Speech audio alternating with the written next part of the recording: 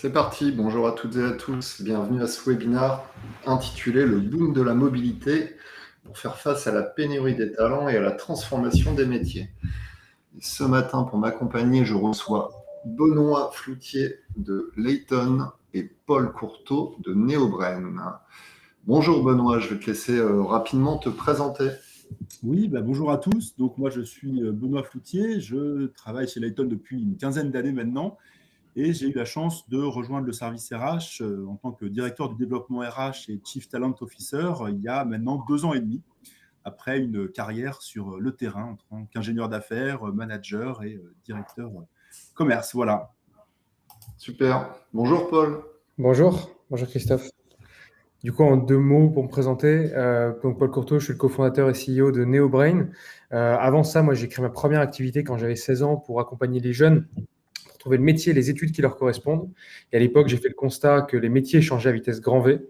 Et donc, c'est comme ça que j'ai fondé Neobrain en janvier 2018 pour pouvoir accompagner d'un côté des compétences qui deviennent obsolètes et de l'autre côté des pénuries de recrutement. Donc, on accompagne finalement la transition de compétences au sein des entreprises.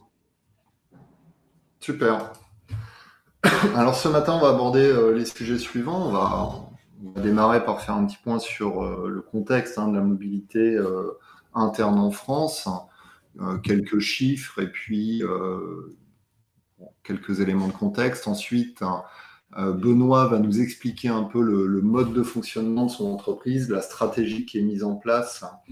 Et puis, bien évidemment, Paul va nous apporter son expertise sur ces différents sujets. Et l'apport notamment, l'apport outil en fait, l'apport technologique qui permet effectivement d'outiller les processus RH.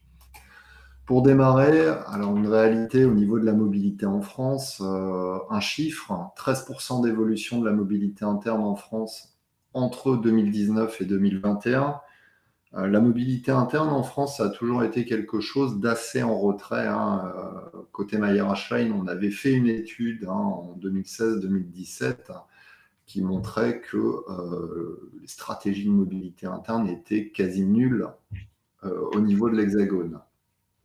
Entre-temps, pas mal de modifications conjoncturelles et structurelles de la part des entreprises. Donc là, on commence à assister à une progression assez forte au niveau de la mobilité interne. Et puis, 70% des cas de mobilité interne qui proviennent des salariés eux-mêmes. Donc, ce qui veut dire que les salariés sont en demande. Et pour que ça fonctionne correctement, on va le voir, encore faut-il que la direction générale ait mis cette stratégie à l'honneur et que les équipes RH aient réussi à structurer ces processus d'identification des talents, de passerelle métier et de mobilité. Alors pour démarrer et introduire, je vous ai juste préparé une petite question rapide. La mobilité interne est-elle un enjeu pour votre entreprise en 2022? Alors est-ce que c'est une petite faute? Est-ce que c'est une priorité, la priorité de votre stratégie RH pour cette année? Est-ce que c'est un des axes? Est-ce que c'est à l'étude ou est-ce que non, pas du tout? Ça n'existe pas chez vous. Donc, vous pouvez répondre à ce petit sondage. Je vous laisse une petite minute.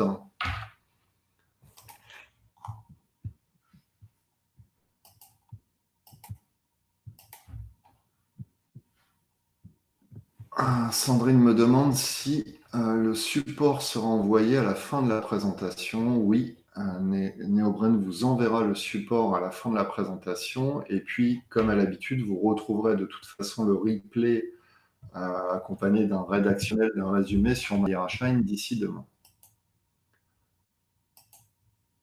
Là, vous êtes 36 à avoir répondu. Bon, il y a un peu plus de monde, donc je vous laisse répondre.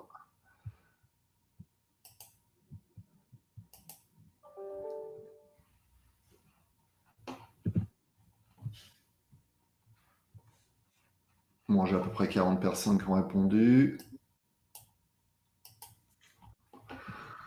Donc, parmi les réponses, oui, c'est la priorité, c'est fait finalement. C'est un des axes stratégiques. C'est la réponse la plus représentative avec « c'est un projet à l'étude ». Donc, cela montre effectivement que pour la plupart des boîtes, ça a été inscrit à la stratégie, et que finalement, c'est un projet en cours de réflexion, en cours d'implémentation.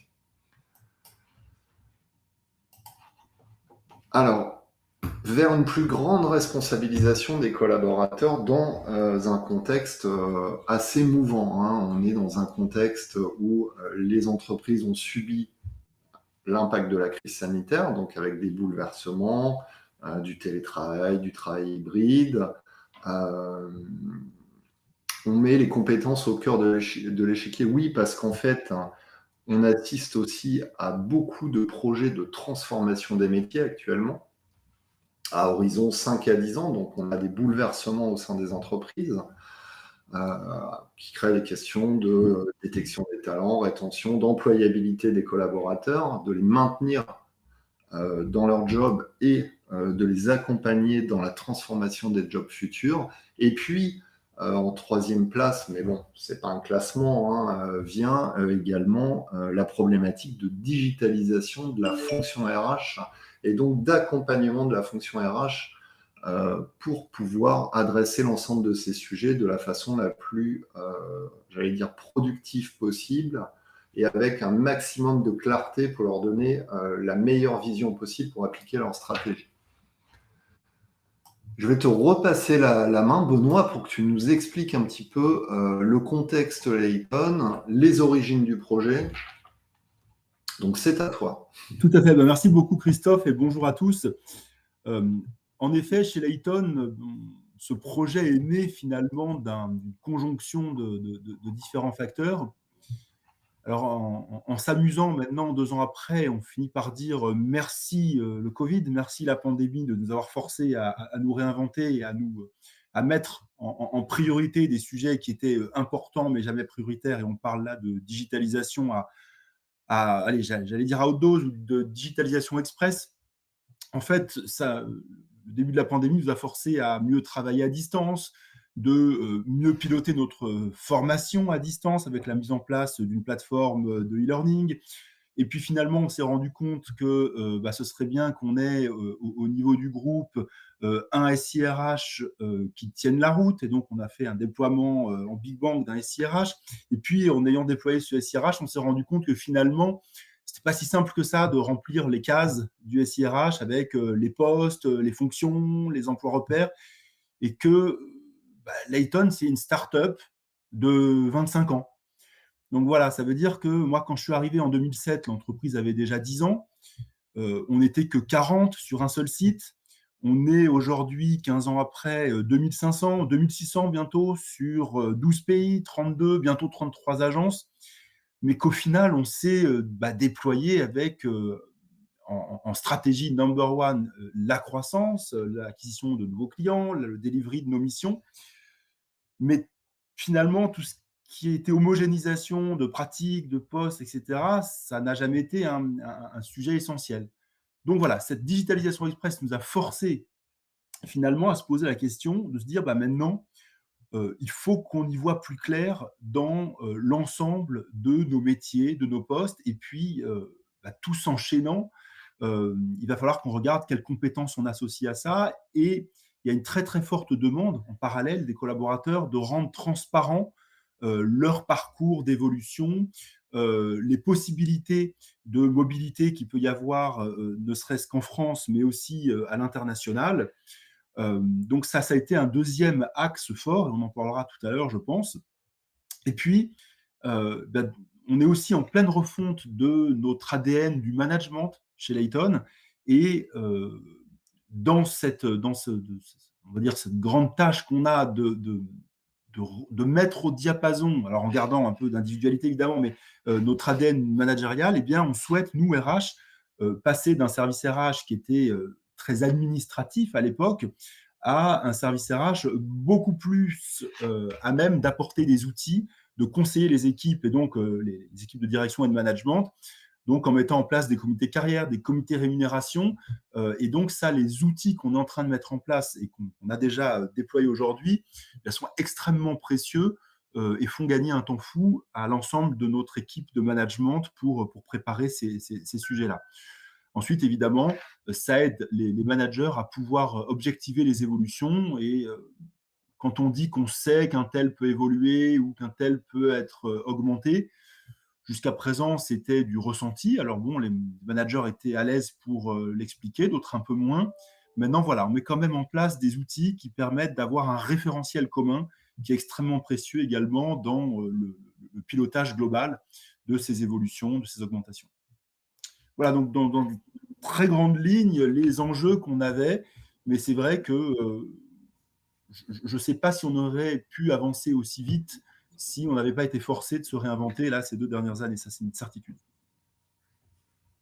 Est-ce que l'outil t'a permis aussi de progresser? Parce que souvent, quand on se dit on va retravailler un process, on a des idées, on se dit voilà, on y va, je sais pas, on va retravailler nos référentiels, on va retravailler les définitions de fonctions, et puis on va imaginer des passerelles. Et puis finalement, quand tu regardes ce que le marché propose en termes d'outils, bah, des fois, il y a des choses où tu vas te dire, bah non, ça, c'est pas possible, ça n'existe. Ah tiens, par exemple, Paul m'a plutôt conseillé de faire ça. Est-ce que tu as aussi cet apport? Parce qu'on dit que l'outil vient outiller un process, mais est-ce que l'éditeur t'amène pas aussi à réfléchir sur ton process? Alors, tu as entièrement raison, Christophe. C'est une discussion qu'on a eue avec Paul assez tôt, d'ailleurs, dans le projet.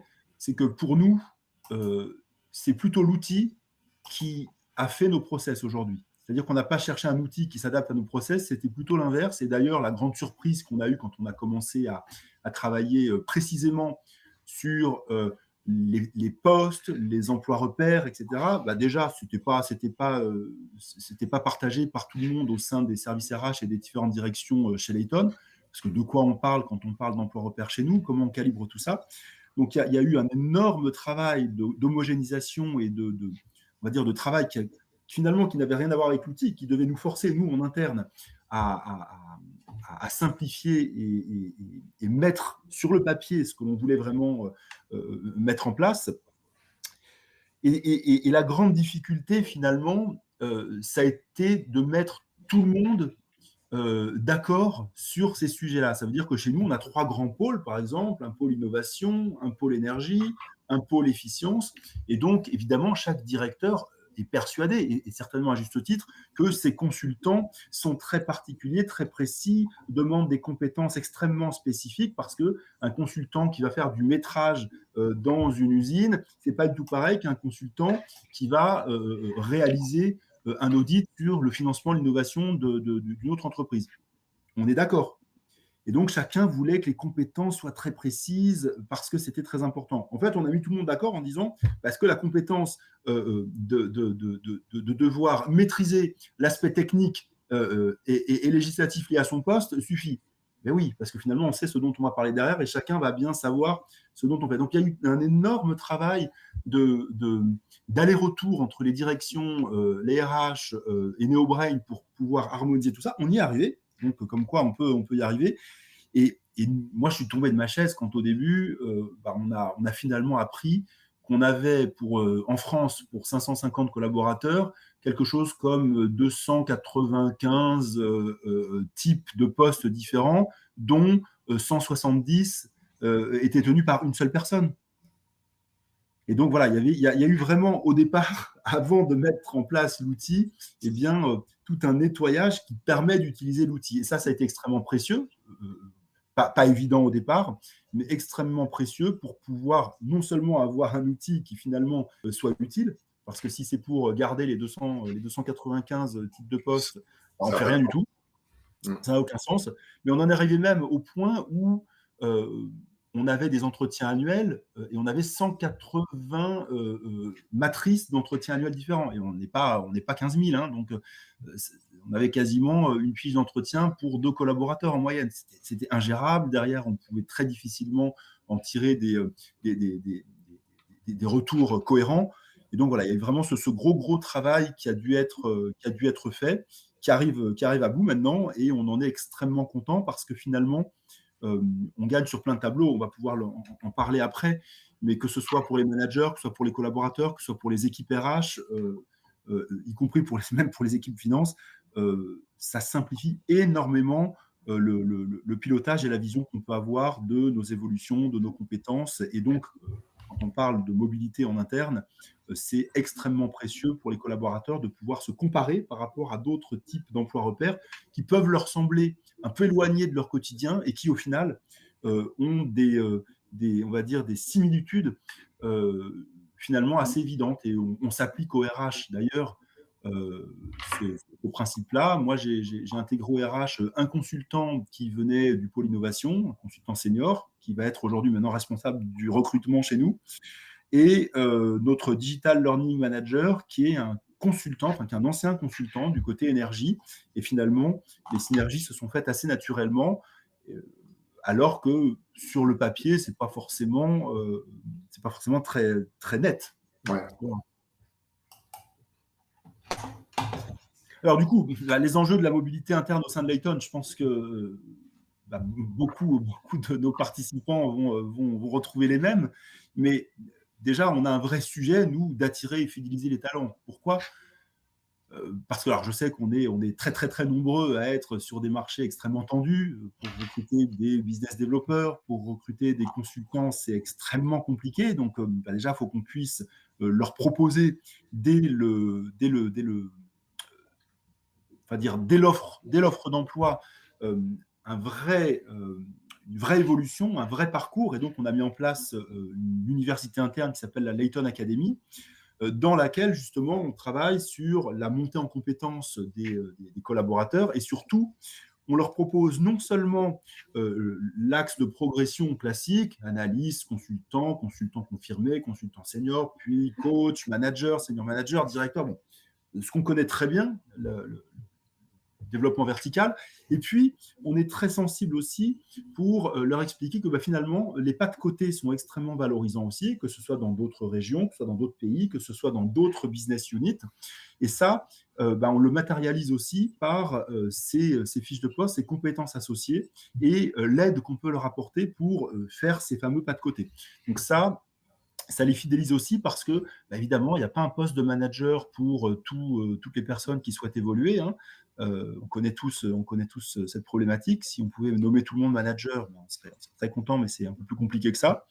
Donc, ça permet quand même pour nos collaborateurs de se projeter beaucoup plus facilement dans l'évolution.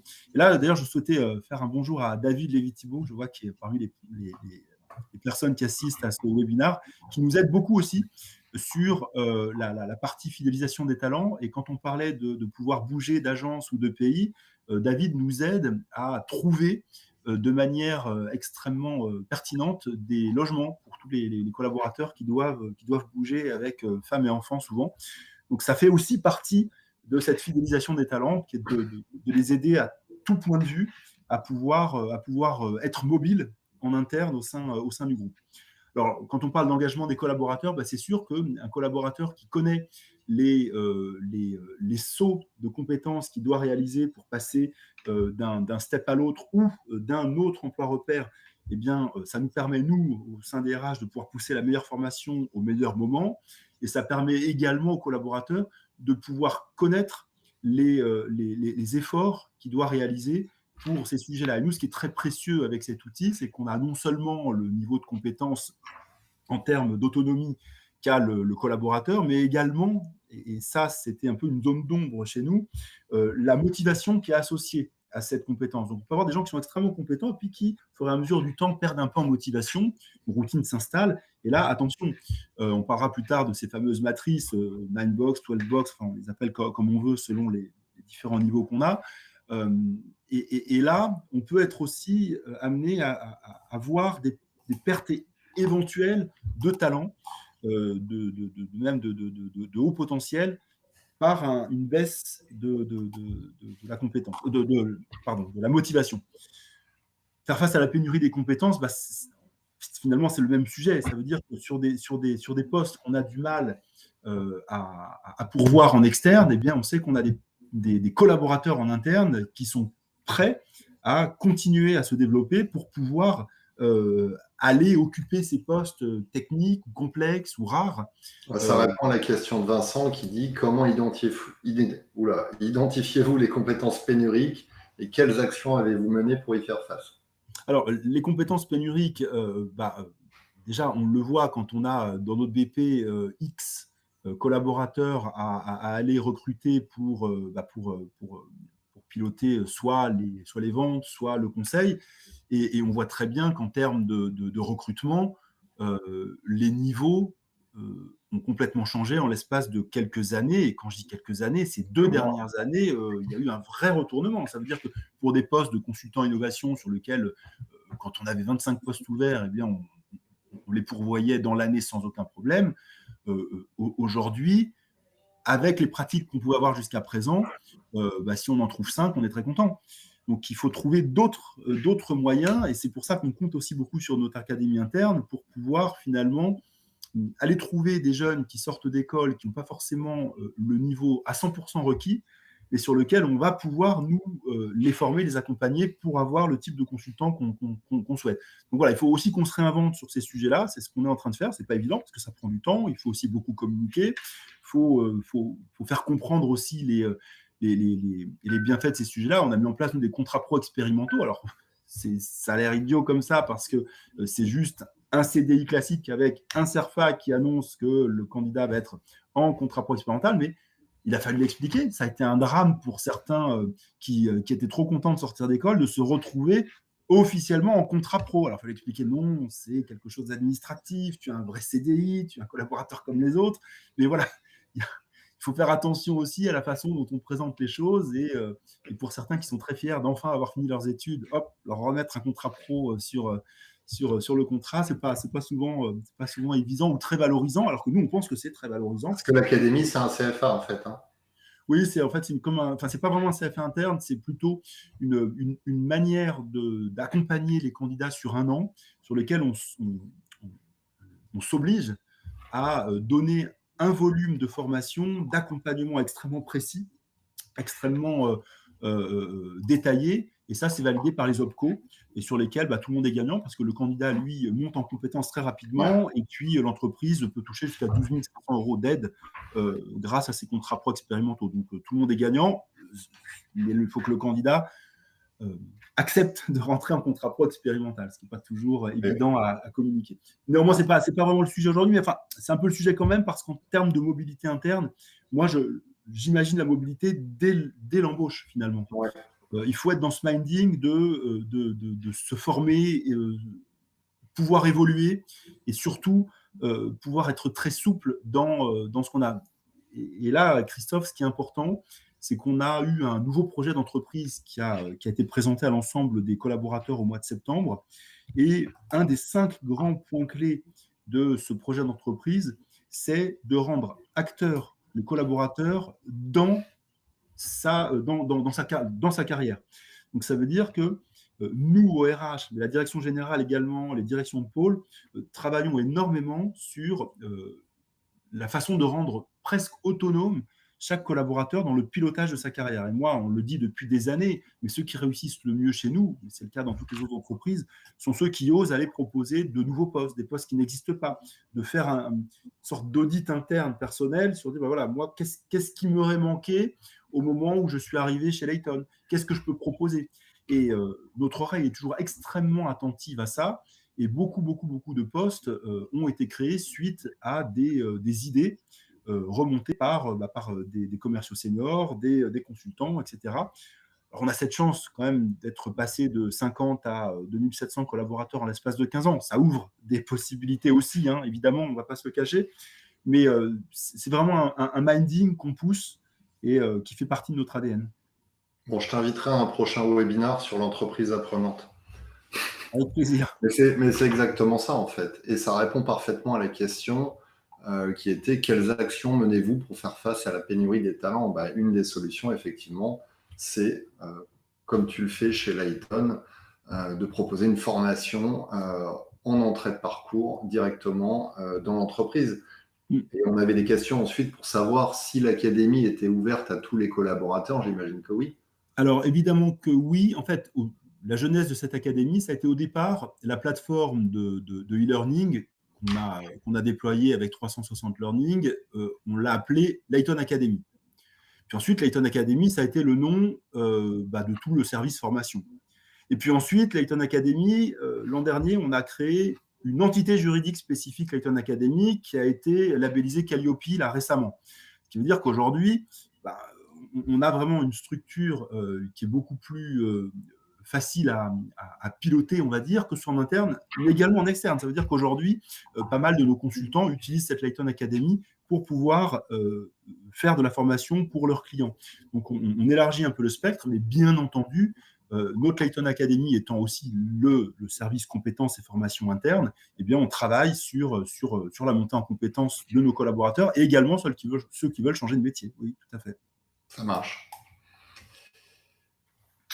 Alors, la démarche progressive, évidemment, on aimerait que ça puisse se faire en un claquement de doigts. Ce n'est pas si simple. Il faut déjà que l'ensemble des objectifs soit bien clair. C'est-à-dire qu'est-ce qu'on veut faire avec ça. Comme moi, quand le directeur général me dit okay, c'est très bien cet outil, mais ça sert à quoi? Il faut qu'on puisse lui expliquer clairement, que nous, on soit aussi très, très à l'aise avec l'objectif qu'on a, et puis être à l'aise aussi pour se dire que ça ne se fait pas en 2 mois. Donc nous, c'est un projet qu'on a déployé sur une bonne année. Je parle du projet NeoBrain en tant que tel. Hein. Pourquoi? Parce qu'il faut y aller doucement. Premier objectif, ça a été d'homogénéiser, comme je l'ai dit tout à l'heure, l'ensemble de nos parcours d'évolution, d'être d'accord sur le pôle de compétences qu'on a chez Layton, quelles compétences on attend, à quel emploi repère, à quel niveau. Donc voilà, il y a beaucoup de réglages à faire qui sont essentiels pour que tout fonctionne bien. Ensuite, évidemment, impliquer les managers RH de proximité, l'ensemble de l'équipe RH, l'ensemble du comité de direction, pour que tout le monde soit persuadé que ce projet va nous apporter une vraie valeur ajoutée. Et ça nous a même forcé à repenser la ligne de points de contact annuel entre le management et son collaborateur, entre les RH et le collaborateur. Et on a refondu toute cette ligne parce que justement la mise en place d'outils nous aide à certains moments à gagner du temps, nous permet d'être plus pertinent sur d'autres types d'entretiens. Et donc, on l'a d'ailleurs validé il y a 15 jours, cette nouvelle ligne d'entretien annuel, d'entretien professionnel, de perf review, enfin voilà, toute cette chaîne de recueil de besoins de formation, etc. etc. Ça nous a permis vraiment de travailler là-dessus, mais ça ne s'est fait qu'avec l'accord, l'aval, même les apports des équipes terrain.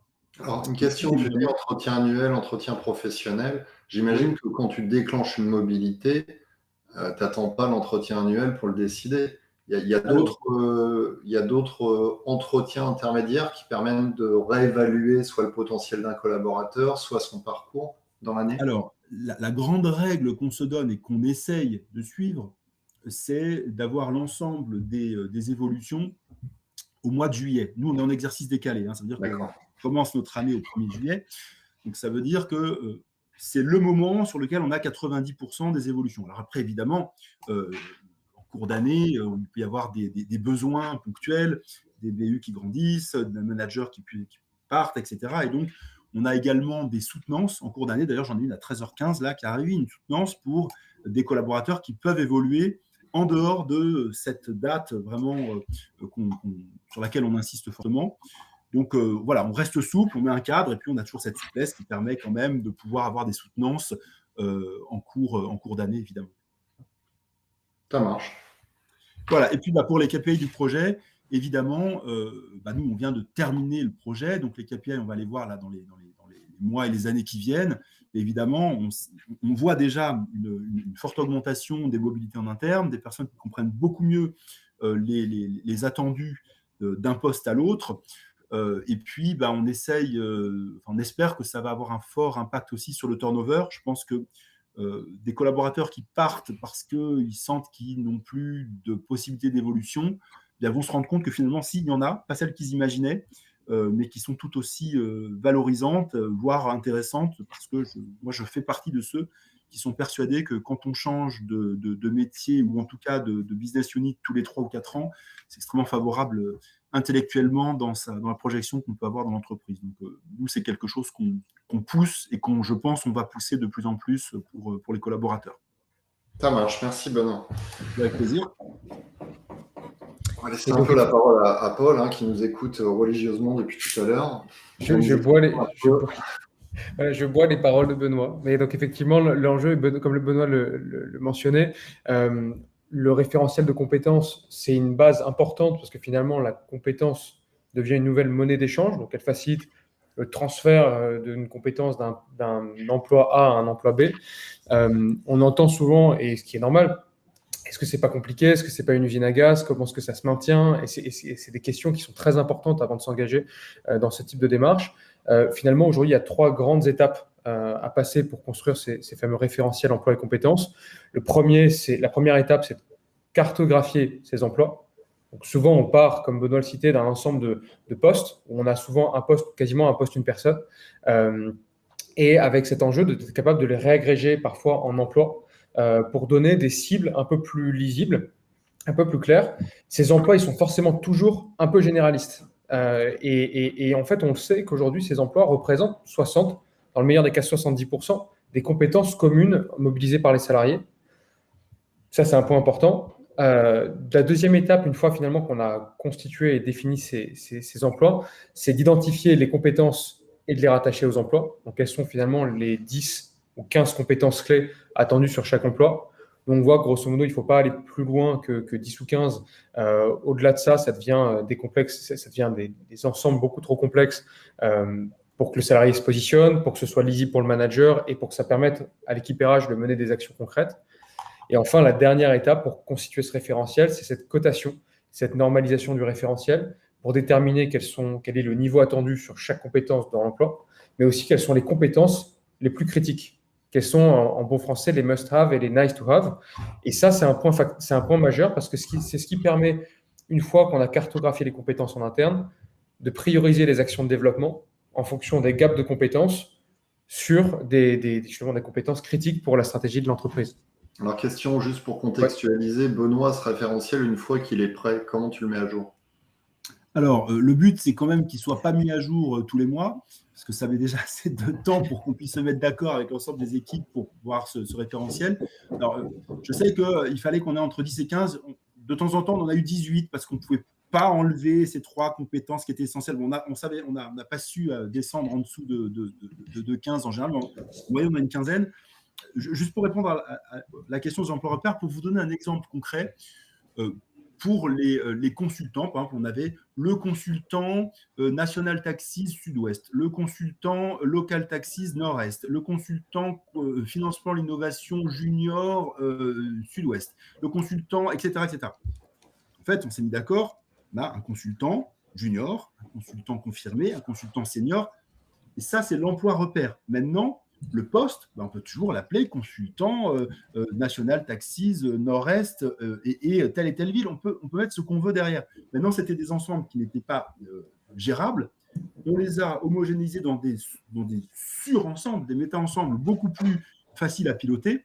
Et c'est là où il a fallu que chaque directeur comprenne bien que ce n'est pas parce qu'on était consultant junior que sur sa carte de visite, on n'était pas le chef de projet, mission Intel, etc.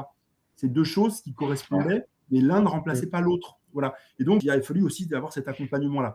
Après, bien évidemment, pour les compétences, c'est ce que je vous disais tout à l'heure, il a fallu qu'on réfléchisse vraiment à quelles étaient les compétences clés à chaque moment de la vie du collaborateur. Donc, évidemment, un consultant junior n'a pas la compétence créer du réseau en externe.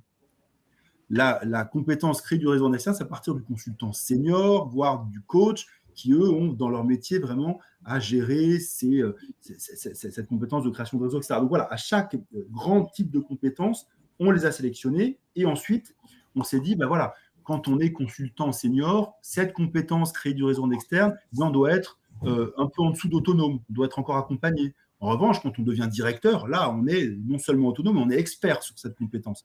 Et voilà, donc le jeu a été de les sélectionner, de les calibrer et donc d'avoir finalement une montée en compétences progressives dans toute la chaîne classique d'évolution. Et là où c'est très intéressant, c'est que on voit sur des métiers qui ne sont pas dans cette même chaîne, on va dire, classique, qu'il y a quand même des compétences clés importantes qui correspondent. Ça marche. Et peut-être Christophe, effectivement, aussi pour alimenter donc, la question de comment est-ce qu'on finalement on vient enrichir et mettre à jour ce référentiel. Il y a plusieurs sources qui sont intéressantes. Il y a une première source qui est finalement du benchmark. Quelles sont les tendances des compétences qui bougent sur le marché, qui permettent à une fréquence, ça peut être tous les 6 mois ou tous les ans, d'apporter cette nouvelle matière aux managers, aux directeurs, qui vont pouvoir se questionner sur est-ce que cette tendance marché, elle prend corps dans l'entreprise? Est-ce que l'entreprise prend une autre direction qui implique de nouvelles compétences? Et donc, c'est comme ça que finalement, l'apport de la technologie, chez NeoBrain, finalement, on analyse tous les jours des millions d'offres d'emploi sur le marché, dans une 50aine de pays différents. Et avec l'analyse de ces offres d'emploi, on détecte des compétences qui émergent, des compétences qui disparaissent. Concrètement, on va voir finalement sur un métier de, par exemple, Marc qui serait administrateur de base de données, on va aller détecter sur des compétences techniques, des compétences qui émergent, d'autres qui disparaissent, celles qui sont très présentes, qui sont stables, et celles qui, en revanche, sont plutôt des compétences naissantes. De la même manière, sur les compétences comportementales, on va apporter aussi cet input. Là, c'est un exemple, Inès, qui serait responsable du recrutement. On va identifier finalement que ces compétences comportementales clés aujourd'hui, ce qu'on voit sur le marché, c'est la communication, la responsabilité, la rédaction, l'organisation, l'autonomie et l'innovation. Cette analyse, c'est une source qui initie le dialogue finalement entre l'équipe RH et les managers, qui évite de partir d'une feuille blanche pour décrire ses compétences. Maintenant, ça ne reste qu'une source. La deuxième source, bien sûr, c'est la stratégie de l'entreprise, c'est de partir des grandes transformations, des grands partis pris de l'entreprise et de réfléchir à ce que ça veut dire en termes d'impact sur ses compétences. Et je dirais que la troisième source, et tout à l'heure je vous disais finalement, l'emploi, il représente 60% des compétences des personnes qui exercent le même emploi. Le gap entre les 60 et le 100%, finalement, ça va être une somme d'auto-positionnement individuel. Donc, ça peut se faire lors des entretiens annuels, ça peut se faire au fil de l'eau également, ça peut se faire lors des entretiens professionnels également. Et tous ces moments, ça permet finalement à un salarié de traduire et de décrire les compétences complémentaires qu'il mobilise dans son poste ou qu'il a mobilisées dans des expériences précédentes et qu'il pourrait valoriser, par exemple, au sein de Layton. Est-ce que ça, c'est basé sur un référentiel que tu lui proposes ou est-ce qu'il peut auto-déclarer une compétence qui n'existe pas dans le référentiel? Ça, c'est un point important. Alors, ça fait partie, souvent, c'est une question du parti pris de paramétrage. Notre préconisation, généralement, on favorise la sélection de compétences dans le référentiel, mais on permet également d'aller capter des compétences qui sont dans l'ontologie NeoBrain, donc qui prend à peu près 70 000 compétences, autour du référentiel du client, ce qui fait qu'on évite le champ libre, parce que là, pour le coup, sinon, c'est hyper complexe de réagréger la donnée. Mais ce qui permet, effectivement, si on laisse le salarié auto-déclarer des compétences d'une autre vie, ce qui permet notamment à Benoît, ça rejoint ce que tu disais tout à l'heure, sur on ne veut pas des CEO, on veut que les gens puissent bouger tous les 3-4 ans, même voire changer de direction, etc. Donc, tu peux détecter comme ça que la personne, dans une autre expérience, a eu une expérience dans tel domaine qui va pouvoir t'intéresser pour un poste. Les compétences pour nous, d'ailleurs, qui ont été extrêmement précieuses, comme on se déploie à l'international, c'est les compétences linguistiques. C'est-à-dire savoir qui parle quelle langue. En général, ce n'est pas forcément évident. Et là, ils peuvent auto-déclarer leur niveau de compétence sur des langues qu'ils peuvent rajouter. Je crois qu'on en a sélectionné 13, quelque chose comme ça. Notre idée, en tout cas pour lancer l'outil, ça a été de laisser le moins la main possible aux collaborateurs pour rajouter quand même trop de compétences. Ça, on verra comment on ouvre ensuite, une fois que l'outil sera bien pris en main. Donc là, voilà, on est dans un référentiel restreint. Je crois qu'on a 55 compétences Layton. Donc, on a déjà assez nombreuses. Les compétences linguistiques que les collaborateurs peuvent mettre. Et pour l'instant, on a décidé de rester comme ça. Mais dans le futur, je pense qu'on va petit à petit ouvrir à d'autres types de compétences, oui. Et finalement, si on en synthèse sur la partie, en tout cas sur la construction du référentiel, ce qui est important et l'intérêt d'avoir cette gestion dynamique des compétences, c'est de bénéficier d'une vision globale et détaillée. C'est aussi de cultiver l'agilité de l'entreprise en permettant, plutôt que de parler que de métiers, mais d'éclater ces métiers en compétences. Ça permet de faciliter, d'avoir plus simplement la bonne compétence au bon endroit, au bon moment. Ça permet de se poser la question de l'anticipation des compétences nécessaires. Quelle est la traduction finalement et l'impact de notre stratégie en compétences pour nos collaborateurs.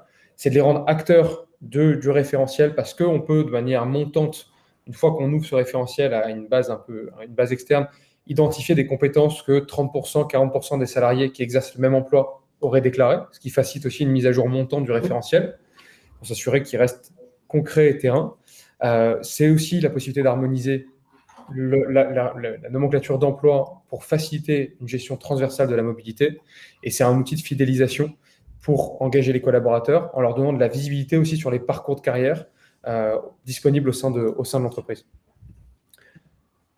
Un point important, je vais être synthétique sur ce point pour laisser après à Benoît la conclusion. Finalement, comment est-ce que aussi la compétence peut intervenir comme un moyen de désiloter l'entreprise et donc de créer des vases communicants entre des compétences qui deviennent obsolètes, des compétences qui sont stratégiques et en forte tension de recrutement sur le marché. On voit, nous, qu'il y a deux éléments qui sont en train d'émerger.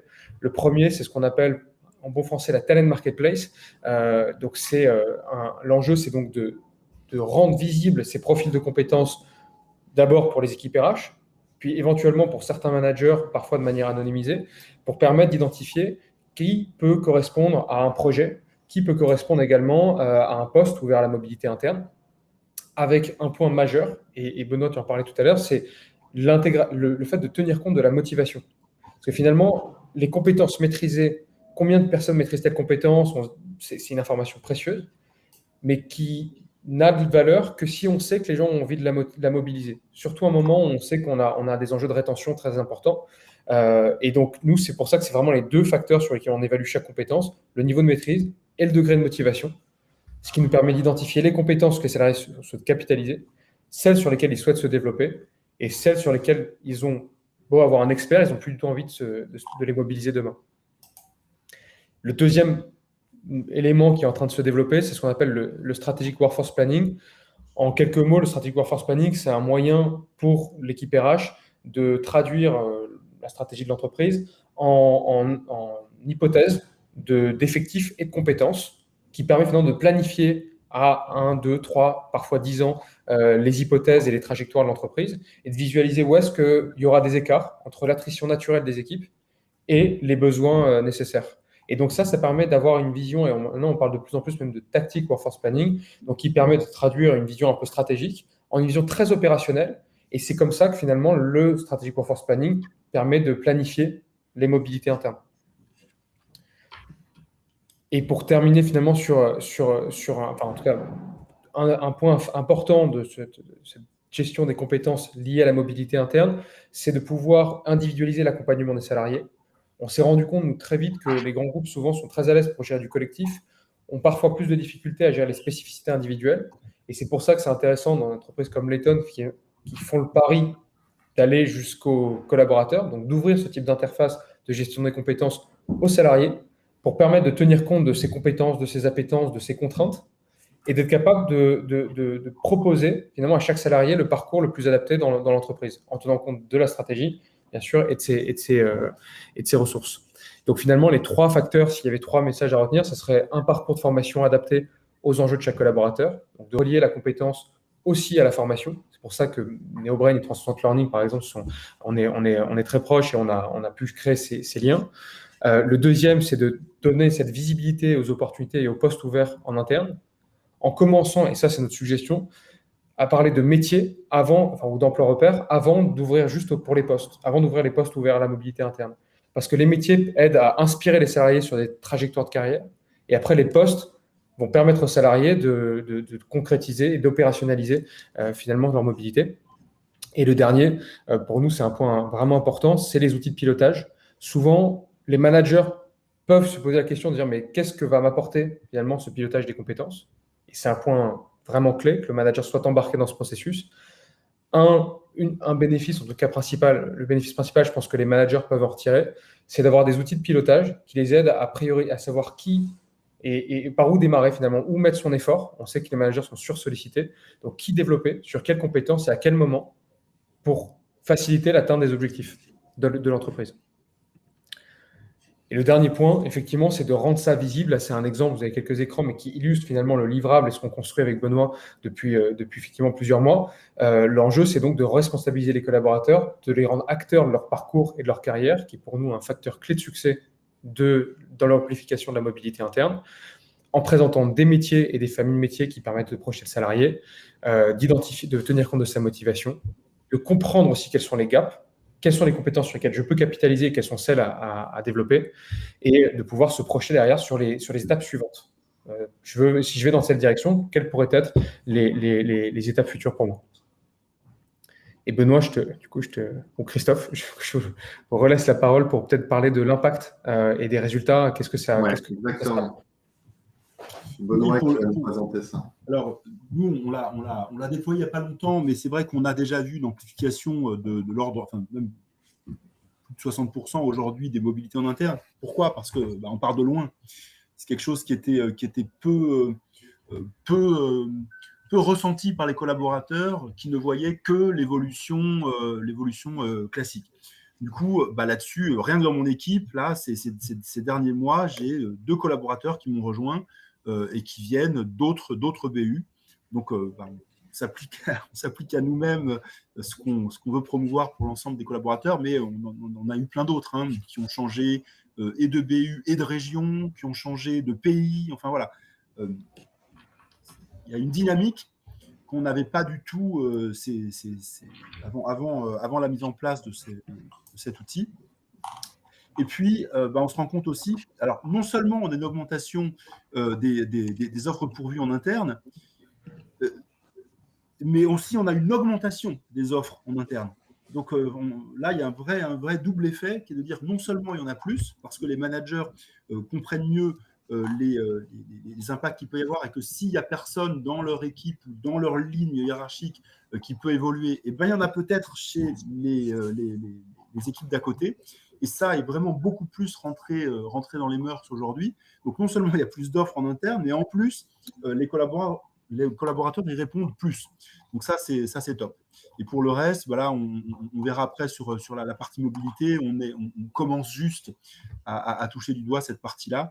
Mais plus qu'un ROI chiffré, je dirais, aujourd'hui, c'est surtout l'image en interne qu'on donne de ces évolutions, d'un cabinet moderne, on va dire, qui vraiment réfléchit à rendre acteur le collaborateur, mais pas que dans les mots. C'est une réalité. Ça veut dire qu'aujourd'hui, le collaborateur doit utiliser la plateforme, que derrière, il sait où il en est, où est-ce qu'il faut qu'il aille, que juste après, on a un recueil des besoins de formation qui est relié directement avec cette matrice des talents, des compétences, de la performance.